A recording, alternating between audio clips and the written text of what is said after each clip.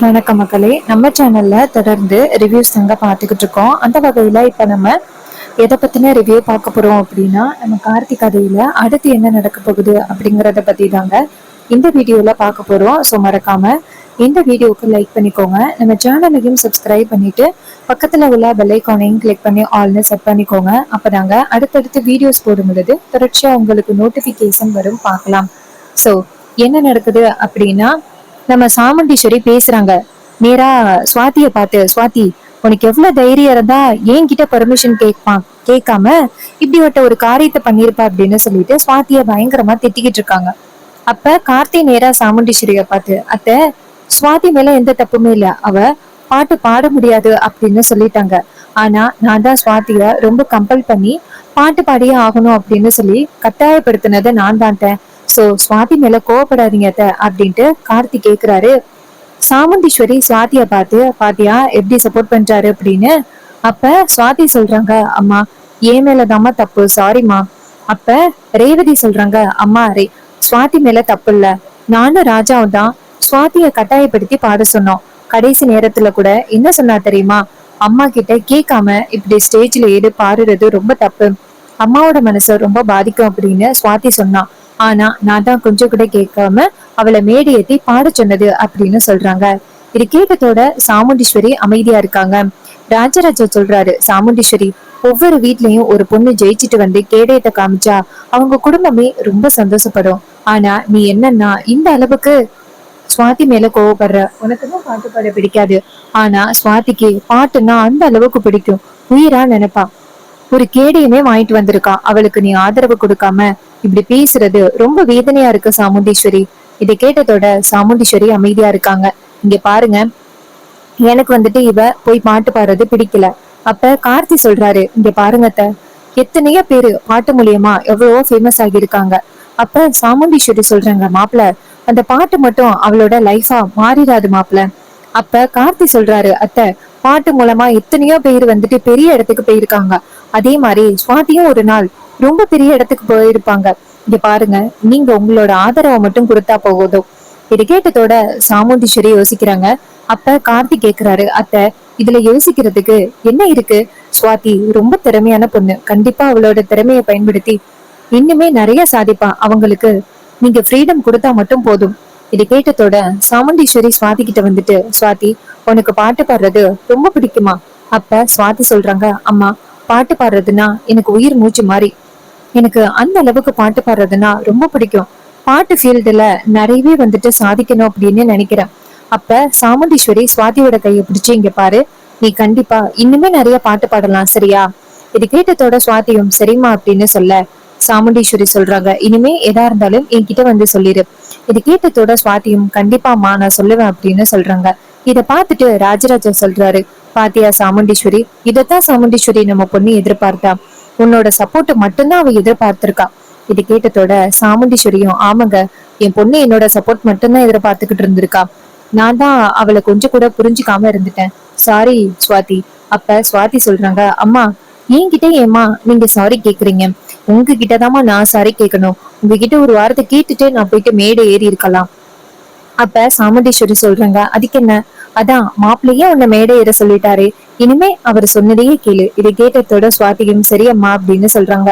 சாமுண்டீஸ்வரி சுவாதி கிட்ட இருந்து அந்த அவார்டை வாங்கி, இதுதான் கொடுத்தாங்கல்ல, ரொம்ப அருமையா இருக்கு அப்படின்னு சொல்லிட்டு ரொம்ப சந்தோஷப்பட்டு அந்த அவார்டை கொண்டு போய் வீட்டுக்கு எதிர்க்கே வைக்கிறாங்க. இதை பார்த்துட்டு சுவாதி ரொம்ப சந்தோஷப்படுறாங்க. சாமுண்டீஸ்வரி அந்த இடத்துல இருந்து போனதோட ரேவதி நேரா கார்த்திகிட்ட ரொம்ப தேங்க்ஸ் அப்படின்னு சொல்ல, கார்த்தி சொல்றாரு, இதுல என்ன இருக்கு, சுவாதி அவளோட திறமையை நிரூபிச்சுதான் இது மாதிரி அத்தையவே ஜெயிச்சிருக்காங்க. அதுக்கு ரேவதி சொல்றாங்க, நீங்க எதுவும் சொல்லாம இருந்திருந்தா கண்டிப்பா வந்துட்டு அம்மா புரிஞ்சிருக்கவே மாட்டாங்க, நீங்க சொன்னதுனாலதான் அம்மா புரிஞ்சுக்கிட்டாங்க அப்படின்னு சொன்னதோட கார்த்தியும் சரி அப்படின்னு சொல்றாரு. அதே நேரத்துல நம்ம ரேவதியை காமிக்கிறாங்க. ரேவதி நேரா ரூமுக்கு போனதோட யோசிக்கிறாங்க, என்னன்னா இது மாதிரி இவரு ரொம்ப நல்லவரு, குடும்பத்துக்காக எவ்வளவோ தியாகத்தை பண்ணிக்கிட்டு இருக்காரு, நம்ம தான் அவரை பத்தி கொஞ்சம் கூட புரிஞ்சுக்காம இருந்துட்டோமோ அப்படின்னு நினைக்கிறாங்க. சுவாதிய அம்மா பாட்டு பாட கூடவே கூடாது அப்படின்னு சொல்லிட்டாங்க. ஆனா கடைசி நேரத்துல ராஜா வந்து சுவாதிக்கு சப்போர்ட் பண்ணி எப்படியோ வந்துட்டு அம்மாவை சமாதானப்படுத்தியாச்சு. இவரு ரொம்ப நல்லவரு, நம்ம தான் தப்பா நினைச்சுக்கிட்டோமா அப்படின்னு ரேவதி நினைக்கிறாங்க. அதுக்கப்புறம் கார்த்தி ரூமுக்குள்ள வந்ததோட ரேவதி நேரா கார்த்தியை பார்த்து, காலேஜ் போனதோட நிறைய பெண்கள் உங்களை பார்த்து ஹலோ வணக்கம் சார் அப்படின்லாம் சொல்றாங்க. ஏன் சார் நீங்க அவ்வளவு ஸ்மார்ட்டா? அப்ப கார்த்தி சொல்றாரு, என்ன ரேவதி இப்படி கேக்குற? அப்ப ரேவதி சொல்றாங்க, ஆமா, அந்த காலேஜுக்கு போனதோட எத்தனை பெண்கள் உங்ககிட்ட பேசணும் அப்படின்னு ட்ரை பண்ணாங்க. ஒருத்தி என்னன்னா உங்களுக்கு ட்ரெஸ்ஸே எடுத்து கொண்டாந்து கொடுக்குறா. அந்த அளவுக்கு நீங்க ஃபேமஸா சார்? அப்ப கார்த்தி சொல்றாரு, என்ன ரேவதி இப்படி சொல்ற? அப்படியெல்லாம் ஒண்ணும் இல்ல. அப்ப ரேவதி சொல்றாங்க, நான் பார்த்ததான சொல்றேன். ஒரு பொண்ணு உங்களுக்கு ஷர்ட்டே எடுத்து கொண்டாந்து கொடுத்து போட்டுக்கிடுங்க அப்படின்னு சொல்றா. அப்ப கார்த்தி சொல்றாரு, அதான் நான் போடலையே, நீ எடுத்து கொடுத்த ஷர்ட்டை தானே போட்டேன். கேட்டத்தோட ரேவதியும் சரி சரி அப்படின்னு சொல்றாங்க. அப்புறமா கார்த்தி தூங்க போறாரு. ரேவதி சொல்றாங்க, இங்க பாருங்க, நேத்தே சொன்னேன் உங்ககிட்ட இங்க படுங்க அப்படின்னு, ஆனா கேட்கவே மாட்டேங்கிறீங்க. அப்ப கார்த்தி சொல்றாரு, பரவாயில்ல அப்படின்னு சொல்லிட்டு கார்த்திக்கு ஒரு போன் வருது. அப்ப கார்த்தி வெளியில போறாரு. அப்ப ரேவதி நினைக்கிறாங்க, பெட்ல படுக்க சொன்னா படுக்க மாட்டேங்கிறீங்களா, இருக்கு உங்களுக்கு அப்படின்ட்டு ரேவதி என்ன பண்றாங்கன்னா அந்த இடத்துல வந்துட்டு தண்ணியை ஊத்தி விட்டுறாங்க. ரேவதி அங்க பெட்ல போய் படுக்கிறாங்க. கார்த்தி உள்ளார வராரு. உள்ளார வந்து பார்த்தா அவங்க படுக்கிற இடத்துல ஒரே தண்ணியா இருக்கு. அப்ப கார்த்தி நேரா ரேவதி கிட்ட, இந்த இடத்துல எப்படி தண்ணி வந்துச்சு அப்படின்னு கேக்குறாங்க. அப்ப ரேவதி கேக்குறாங்க, என்ன தண்ணியா எங்க? அப்ப கார்த்தி கேக்குறாரு, என்ன ரேவதி நீதான் ஊத்துனியா? அப்ப ரேவதி கேக்குறாங்க, ஐயோ நானா? அப்படியெல்லாம் எதுவும் பண்ணவே இல்லையே. யாருப்பா தேவையில்லாம யாருப்பா தண்ணி எல்லாம் கீழே ஊத்துவா? நான் எல்லாம் கொட்டலப்பா. அதுக்கு கார்த்தி சொல்றாரு சரி அப்படின்னு. அப்ப ரேவதி கேக்குறாங்க, இப்ப நீங்க எப்படி கீழே படுத்து தூங்குவீங்க? ஒரே ஈரமா இருக்கு, அதனால நீங்க பெட்லயே படுத்துக்கோங்க, எனக்கு எந்த பிரச்சனையும் இல்ல. அப்ப கார்த்தி சொல்றாரு, இல்ல பரவாயில்ல. ரேவதி கேக்குறாங்க, ஈரத்திலேயே படுத்து தூங்க போறீங்களா? இங்க பாருங்க, இதெல்லாம் இப்ப காயவே காயாது. நீங்க வந்துட்டு பெட்ல படுங்க, நான் உங்களை ஒண்ணும் சொல்ல மாட்டேன். இது கேட்டதோட கார்த்தியும் சரி அப்படின்னு சொல்லிட்டு பெட்ல படுக்கிறாரு. இத பார்த்துட்டு ரேவதி சந்தோஷப்படுறாங்க. கார்த்தி இது பெட்ல படுத்து தூங்குறாரு. அப்ப நம்ம ரேவதி நினைக்கிறாங்க, ரொம்ப ஜென்டில்மேனா இருக்காரு, இவரை போய் நம்ம இப்படி தப்பா நினைச்சிட்டோமே, ஒருவேளை அம்மா சரியான முடிவுதான் எடுத்திருப்பாங்களோ அப்படின்னு ரேவதி கார்த்தியவே பாத்துக்கிட்டு இருக்காங்க. அப்ப கார்த்தி நேரா ரேவதிய பார்த்து என்ன அப்படின்னு கேக்குறாரு. அப்ப ரேவதி ஒண்ணு இல்ல அப்படின்னு சொல்றாங்க. சோ அதுக்கப்புறமா ரேவதி வந்து தூங்குறாங்க. அப்ப கார்த்தியும் தூங்குறாரு. மறுநாள் காலை பொழுது விடிஞ்சதோட ரேவதி வெளியில வராங்க. அப்ப நம்ம சாமுண்டீஸ்வரி நேரா ரேவதிய பார்த்து, ரேவதி இங்க வா அப்படின்னு சொன்னதோட ரேவதி இங்க இருந்து போயிட்டு, சொல்லுங்கம்மா. அப்ப சாமுண்டீஸ்வரி சொல்றாங்க, இங்க பாரு, உனக்கு நான் கட்டாயப்படுத்தி கல்யாணம் பண்ணி வச்சுட்டேன் அப்படின்ட்டு என் மேல கோவத்துல இருக்கியாமா? அப்ப ரேவதி சொல்றாங்க, இல்லம்மா, இந்த கோவம் கொஞ்சம் கொஞ்சமா குறைஞ்சிட்டு. சாமுண்டீஸ்வரி சொல்றாங்க, நான் தான் அப்பவே சொன்னேன்னு, கண்டிப்பா உன் கோவம் கொஞ்சம் கொஞ்சமா குறைஞ்சிரும் அப்படின்னு. அதே மாதிரி உன் கோவம் குறைஞ்சிட்டு பத்தியா? இங்க பாரு, தேடி கண்டுபிடிச்சாலும் இந்த மாதிரி ஒரு மாப்பிள்ள உனக்கு கிடைக்கவே மாட்டாரு. அதனாலதான் இவரை உனக்கு கல்யாணம் பண்ணி வச்சேன். கண்டிப்பா ஒரு நாள் இவரை நீ நல்லபடியா புரிஞ்சுக்கிட்டு சந்தோஷமா வாழுவ அப்படிங்கிற நம்பிக்கை எனக்கு இருந்துச்சு. அப்ப ரேவதியும் ஆமாமா அப்படிங்கிறாங்க. அந்த நேரம் பார்த்து ஒரு போஸ்ட் வருது. அதை பார்த்ததோட ரேவதி அதிர்ச்சி ஆகுறாங்க. ஏன்னா அந்த ஆஸ்திரேலியா போற சம்பந்தமா ஒரு லெட்டர் வந்திருக்கு. அதுலதான் வந்து கையெழுத்து போடணும். அவங்க வந்துட்டு ரேவதிக்கு வந்திருக்கு அப்படின்னு சொன்னதோட சாமுண்டீஸ்வரி கேக்குறாங்க, ரேவதி உனக்கா? அதான் காலேஜ் எல்லாம் முடிச்சிட்டியே? அப்ப ரேவதி சொல்றாங்க, இல்லம்மா, சும்மா சாதாரண ஃபார்ம் தான். அப்ப கார்த்தி டக்குன்னு வந்துட்டு, அத்தை இது மாதிரி மேரேஜ் ரெஜிஸ்டர் பண்ணோம், அதான். இது கேட்டதோட சாமுண்டீஸ்வரியும், அப்படியே மாப்பிள்ள ரேவதி அத பத்தி சொன்ன என்ன? அப்ப ரேவதி சொல்றாங்க, இல்லம்மா அப்படின்னு. சாமுண்டீஸ்வரி கேக்குறாங்க, இப்ப எதுக்கு நீ பதட்டப்படுற? ரேவதி சொல்றாங்க, ஒண்ணு இல்லம்மா அப்படின்னு. அப்புறமா சாமுண்டீஸ்வரியும், சரி எதுக்கு எடுத்தாலும் பதட்டப்பட்டுக்கிட்டே இருக்காத, சரி என்னன்னு போய் பாரு. ரேவதியும் சரிம்மா அப்படின்னு சொல்றாங்க. அப்ப சாமுண்டீஸ்வரி பார்த்துட்டு சந்தோஷப்படுறாங்க. பரவாயில்ல, ரெண்டு பேரும் போயிட்டு மேரேஜ் வரைக்கும் ரெஜிஸ்டர் பண்ணிட்டு வந்திருக்காங்க அப்படின்னா ஒருத்தருக்கு ஒருத்தர் நல்லா புரிஞ்சுக்கிட்டாங்க, இந்த மேரேஜ் ரெஜிஸ்டர் பண்ணணும்னு நினைச்சிருக்காங்க அப்படின்ட்டு சாமுண்டீஸ்வரி ஒரு பக்கம் சந்தோஷப்படுறாங்க. ஆனா ரேவதி எதுக்காக ரிஜிஸ்டர் பண்ணாங்க? அவங்க ஃபாரின் போறணும் அப்படிங்கிறதுக்காக. இன்னொரு பக்கம் ரேவதி போயிட்டு அதை வாங்கிட்டு வராங்க. ரூமுக்கு போனதோட ரேவதி கேக்குறாங்க, அதை கொடுங்க அப்படின்னு கார்த்தி கொடுக்குறாரு. ரேவதி அதை பார்த்ததோட கார்த்தி கேக்குறாரு, இது என்ன ரேவதி? அப்ப ரேவதி சொல்றாங்க, ஆஸ்திரேலியாவில ஒர்க் பண்ண போறேன்னு. சோ இதுல சைன் பண்ணா 5 இயர்ஸ் அங்கேதான் இருக்கணும். சோ அதுக்கான பேப்பர்ஸ் தான் இது. இது கேட்டதோட கார்த்தி சொல்றாரு, சரி ரேவதி கையெழுத்து போட்டு அனுப்பிவிடு. அப்ப ரேவதி யோசிக்கிறாங்க. கார்த்தி கேக்குறாரு, என்ன ரேவதி யோசிக்கிற? அப்ப ரேவதி சொல்றாங்க, இல்ல நான் இப்ப கையெழுத்து போடல, கொஞ்சம் லேட்டா கையெழுத்து போடுறேன். இது கேட்டதோட கார்த்தியும் சரி ரேவதி அப்படின்னு சொல்லிட்டு வெளியில போறாரு. அப்ப ரேவதி நினைக்கிறாங்க, இதுல கையெழுத்து போட்டுட்டா அதுக்கப்புறம் 5 இயர்ஸ் நான் ஆஸ்திரேலியாவிலதான் இருக்கணும். அதுக்கப்புறம் என்ன நடந்தாலும் சரி என்னால இங்க வரவே முடியாது அப்படின்ட்டு ரேவதி யோசிக்கிறாங்க. மொட்டை மாடியில உட்காந்து எல்லாரும் ஒன்னா உட்காந்து சாப்பிட்டது. அப்புறம் கார்த்தியை பத்தி ஒரு சில நினைவுகள் எல்லாத்தையுமே ரேவதி யோசனை பண்ணி பார்த்துட்டு நம்ம ரொம்ப பெரிய தப்பான முடிவு எடுக்கிறோமோ அப்படின்ட்டு ரேவதி நினைக்கிறாங்க. அப்ப அந்த லெட்டரையே பாத்துக்கிட்டு இருக்காங்க. அப்பதான் அவங்க ஃப்ரெண்ட் ஆஸ்திரேலியாவில இருந்து ஃபோன் பண்றாங்க. ரேவதி வந்து ஃபோன் அட்டன் பண்ணி சொல்லிடி அப்படின்னு கேட்க, அந்த ஃப்ரெண்டு கேட்குறாங்க, என்னடி லெட்டர் வந்திருக்கணுமே இந்நேரம். அப்போ ரேவதி சொல்கிறாங்க, காலையில் தாண்டி அந்த லெட்டர் வந்துச்சு. அப்போ ஃப்ரெண்டு சொல்கிறாங்க, சரிடி அதில் உள்ளது எல்லாத்தையுமே பார்த்துக்கிட்டு அதில் கரெக்டாக சைன் பண்ணிடு ரேவதி அப்படின்னு சொல்கிறாங்க. இது கேட்டதோட ரேவதி சொல்கிறாங்க, சரிடி. அப்போ ஃப்ரெண்டு கேட்குறாங்க, என்னடி முன்னாடி அந்த அளவுக்கு ஆர்வமாக இருந்த, இப்போ அந்த அளவுக்கு ஆர்வமாக இருக்கிற மாதிரி தெரியலையேடி, ஏதாவது பிரச்சனையா அப்படின்னு கேட்குறாங்க. அதுக்கு ரேவதி சொல்கிறாங்க, இல்லை அதெல்லாம் ஒன்றும் இல்லை.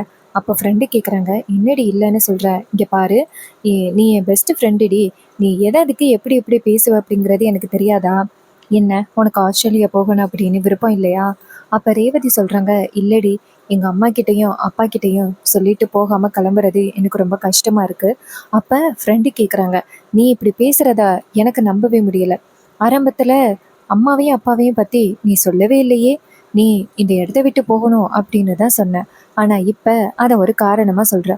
காரணத்தை பற்றி உனக்கு ஆல்ரெடி தெரியும், தெரிஞ்சுதான் நீ கிளம்புன. இப்போ நீ சொல்கிறன்னா கண்டிப்பாக காரணம் அது இல்லை. என்னன்னு சொல்லு ரேவதி. அப்போ ரேவதி சொல்கிறாங்க, ஒரு நிமிஷம் இருடி அப்படின்ட்டு போயிட்டு கதவை சாத்திட்டு வந்து ரேவதி வந்து ஃப்ரெண்டு கிட்ட சொல்கிறாங்க, நான் ஒரு தப்பான முடிவு எடுத்துட்டேன்டி. அவங்க கேட்குறாங்க, என்னடி என்னடி என்னடி ஆச்சு? அப்போ ஃப்ரெண்டு சொல்கிறாங்க, இல்லடி இது மாதிரி நான் அந்த ராஜாவை காதலிக்கிறேன்னு நினைக்கிறேன். இது கேட்டதோட அந்த ஃப்ரெண்டு சொல்கிறாங்க, என்னடி சொல்கிற? அப்போ ரேவதி சொல்கிறாங்க, ஆமாண்டி, நாள் ஆக ஆக தான் அவர் எவ்வளோ நல்லவர் அப்படின்னு எனக்கு இப்போ தான் கொஞ்சம் கொஞ்சமாக புரிய ஆரம்பிக்குது. நான் தேவையில்லாமல் அவர் மேலே ரொம்ப கோவப்பட்டுட்டனோ அப்படின்னு தோணுது. மனசு ரொம்ப கஷ்டமாக இருக்குடி. இது கேட்டதோட ரொம்ப அதிர்ச்சி ஆகுறாங்க ஃப்ரெண்டு. என்னடி இப்படி சொல்கிற? உனக்கு இங்கே ஜாப் வேகன்சி அப்புறம் வீடு எல்லாமே ரெடி பண்ணிட்டேன், என்னடி திடீர்னு இப்படி சொல்கிறேன்? அப்போ ரேவதி சொல்கிறாங்க, இல்லடி, நான் ஏதோ அவசரப்பட்டு முடிவெடுத்துட்டேன் அப்படின்னு தோணுது. அப்போ ஃப்ரெண்டே சொல்கிறாங்க, இங்கே பாரு, நான் ஆரம்பத்திலேயே சொன்னேன்ல, இது மாதிரி அவசரப்பட்டு முடிவு பண்ணாத, கொஞ்ச நாள் ஆகட்டும், அப்பயும் அவன் கூட சேர்ந்து வாழ விருப்பம் இல்லை அப்படின்னா அதுக்கப்புறம் ஃபாரின் போகிறதுக்கு முடிவு பண்ணு அப்படின்னு அப்போவே சொன்னல, ஏன்டி இப்படி இருக்க? அப்போ ஃப்ரெண்டே சொல்கிறாங்க, இங்கே பாருடி, எனக்கு கொஞ்சம் கூட விருப்பமே இல்லடி இங்கே இருக்கிறதுக்கும். நான் பாட்டுக்கு ஒரு யூகத்தில் அவன் நல்லவன் அப்படின்னு சொல்லிட்டு இருந்துட்டா, அதுக்கப்புறம் அவன் கெட்டவனாக இருந்தால் என்ன பண்ணுறது, அப்படியே ஒரு நினப்பா இருக்குது. அப்போ ஃப்ரெண்டு கேட்குறாங்க, இங்கே பாரு, நீ அங்கேயே இருக்கிறதுக்கான ஒரு காரணத்தை தேடுற, உனக்கு ராஜாவை ரொம்ப பிடிச்சி போயிட்டு அது உன் ஆள் மனசுக்குள்ளே இருக்குது, அதை பற்றி தெரியாம தான் நீ இப்படி இருக்க. இங்கே பாரு, நான் உன்கிட்ட கேட்குறேன், அப்போ நீ நீ பதில் சொல்லு, உண்மையாகவே நீ மகேஷை காதலிச்சியா? அப்போ ரேவதி சொல்கிறாங்க, ஆமாம் காதலிச்சேன். அப்போ ஃப்ரெண்டு கேட்குறாங்க, சரி ஓகே, நான் அப்போ ஒரு விஷயம் கேட்பேன், அதுக்கு நீ சரியாக பதில் சொல்லணும். ரேவதி கேட்குறாங்க, சொல்லுடி. அப்போ ஃப்ரெண்டு கேட்குறாங்க, இங்கே பாரு, ஒரு நிமிஷம் அப்படியே கண்ணை மூடு. உடனே ரேவதி கேட்குறாங்க, ஏன்டி? ஃப்ரெண்டு சொல்கிறாங்க, நீ கண்ணை மூடுடி, காரணத்தை நான் அப்புறம் சொல்கிறேன் அப்படின்னு சொல்கிறாங்க. இது கேட்டதோட ரேவதியும் சரிடி அப்படின்னு சொல்லிட்டு கண்ணை மூடுறாங்க. கண்ணை மூடினத்தோட அந்த ஃப்ரெண்டு கேட்குறாங்க, இங்கே பாரு, நல்லா கண்ணை மூடி, உன் ஆள் மனசுல உனக்கு பிடிச்சவங்களை அப்படியே யோசி. அப்ப ரேவதி கண்ணை மூடி யோசிக்கிறாங்க. அப்ப பார்த்தா டக்குன்னு கார்த்தியோட முகம் தான் வருது. அப்ப ஃப்ரெண்டு கேக்குறாங்க, சொல்லுடி, யாரோட முகம் வந்துச்சு சொல்லு. அப்ப ரேவதி சொல்றாங்க, ராஜாவோட முகம்டி. அப்ப ஃப்ரெண்டு கேக்குறாங்க, அப்ப நீ உண்மையா காதலிக்கிறது ராஜாவை தாண்டி, நீதான் மகேஷ காதலிக்கிறதா ஒன்ன நீயே ஏமாத்திக்கிட்டு இருக்க. இங்க பாரு, நீ இந்த அளவுக்கு உன் ஆள் மனசுக்குள்ள அவரை காதலிக்கிற அப்படின்னா கண்டிப்பா அவரு ரொம்ப நல்லவரா தான் இருப்பாரு. யாரோ ஒருத்தவங்க சொன்னாங்க அப்படிங்கறதுக்காக அவரை நீ ரொம்ப கெட்டவங்கன்னு நினைச்சுக்கிட்டு இருக்க. இங்க பாரு, அவரை மாதிரி ஒருத்தர் உனக்கு கிடைச்சதுக்கு நீ ரொம்ப கொடுத்து வச்சிருக்கணும் கண்டிப்பா. சோ சீக்கிரம் வந்துட்டு அவர் கூட சேர்ந்து வாழ்றதுக்கு முயற்சி பண்ணு. தேவையில்லாம அடுத்தவங்க சொன்னாங்க அப்படிங்கறத வச்சு உன் லைஃபை விட்டுறாத ரேவதி.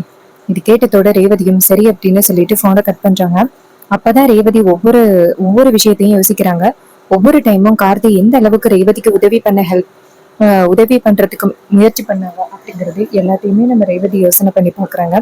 அப்பதான் ரேவதிக்கு புரிய வருது, நமக்கே தெரியாம நம்ம ராஜாவை வந்து காதலிச்சுக்கிட்டு இருந்திருக்கோம், இது நமக்கு தெரியாம இருந்திருக்கு அப்படின்ட்டு ரேவதி அப்பதான் நினைக்கிறாங்க. அதுக்கப்புறம் ரேவதி என்ன பண்றாங்கன்னா, நேரா நம்ம கார்த்திகிட்ட நம்மளோட மனசுல உள்ள லவ்வ சொல்லிடலாம் அப்படின்னு நினைக்கிறாங்க.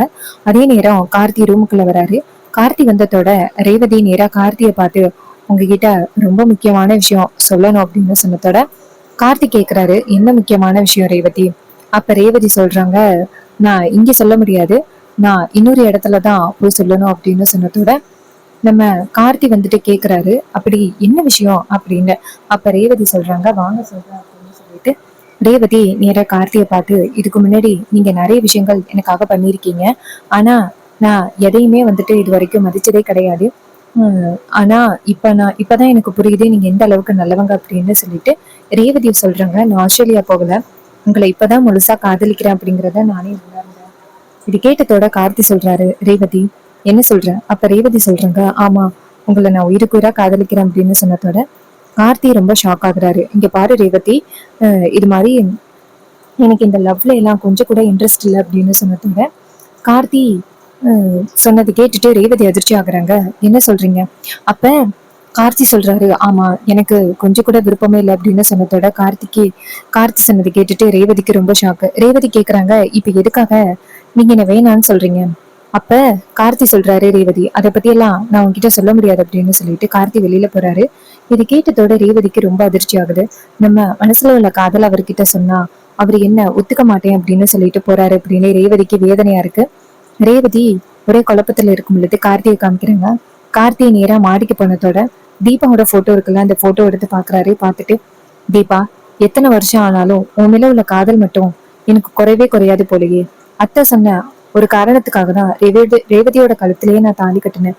ஆனா ரேவதியோட வாழ்றதுக்கு எனக்கு கொஞ்சம் கூட விருப்பமே இல்லை. தீபா, உன்னை மறந்துட்டு என்னால இருக்கவே முடியாது. எப்படி என்னால உன்னை மறந்துட்டு இன்னொரு பொண்ணு கூட சேர்ந்து சந்தோஷமா வாழ முடியும்? அத்தை சொன்ன காரணத்தினாலதான் நான் ரேவதிக்கு தாலி கட்டினேன். ஆனா ரேவதி என்கிட்ட இப்ப காதல சொல்றா. ஆனா ரேவதி எனக்கு ஏத்துக்க முடியல. நான் என்ன பண்ண போறேன் தீபா அப்படின்னு சொல்லிட்டு கார்த்தி ரொம்ப ஒரே பண்றாரு. இன்னொரு பக்கம் ரேவதி நினைக்கிறாங்க, நம்மளே வந்துட்டு போயிட்டு அவரை காதலிச்சோம் அப்படின்னு சொன்னோம், ஆனா அவரை நம்ம ஏத்துக்கவே இல்லை, என்ன பண்றது அப்படின்னு ரேவதிக்கு ஒரே குழப்பமா இருக்கு. இன்னொரு பக்கம் நம்ம சாமுண்டீஸ்வரியை காமிக்கிறாங்க. சாமுண்டீஸ்வரி வீட்டுல உள்ள எல்லாரையும் கூப்பிடுறாங்க. எல்லாரும் வந்ததோட ராஜராஜா கேக்குறாரு, என்ன ஈஸ்வரி எல்லாரையும் வர சொல்லியிருக்க? சாமுண்டீஸ்வரி சொல்றாங்க, எனக்கு என்னமோ மனசுக்கு ரொம்ப சந்தோஷமா இருக்குங்க, நம்ம குடும்பம் இப்ப ரொம்ப சந்தோஷமா இருக்குல்ல, அதனால நம்ம சுவாதிய பாட்டு பாடலான்னு சொல்றேன், வா சுவாதி அப்படின்னு சொல்ல சுவாதியும் வராங்க. சாமுண்டீஸ்வரி சொல்றாங்க, சுவாதி பாட்டு பாடு அப்படின்னு சொல்லிட்டு சுவாதியும் சரிங்க அப்படின்னு சொல்லிட்டு ஒரு பாட்டு பாடுறாங்க. அந்த பாட்டு வந்து ஒரு பிரேக்கப் பாட்டு. பாட்டை கேட்டதோட கார்த்தியும் ரேவதியும் அந்த இடத்துக்கு வராங்க. ஒருத்தர் மாறி மாறி பாத்துக்கிறாங்க. சோ இந்த கதை உங்களுக்கு பிடிச்சிருந்துச்சு அப்படின்னா இந்த வீடியோக்கு மறக்காம லைக் பண்ணிக்கோங்க. நம்ம சேனலை சப்ஸ்கிரைப் பண்ணிட்டு பக்கத்துல உள்ள பெல் ஐகானையும் கிளிக் பண்ணி ஆல்னு செட் பண்ணிக்கோங்க. அப்பதாங்க அடுத்தடுத்து வீடியோஸ் போடும்பொழுது தொடர்ச்சியா உங்களுக்கு நோட்டிபிகேஷன் வரும், பார்க்கலாம். ஸோ இதே மாதிரி நெக்ஸ்ட் வீடியோல பார்ப்போம். தேங்க்ஸ் ஃபார் வாட்சிங்.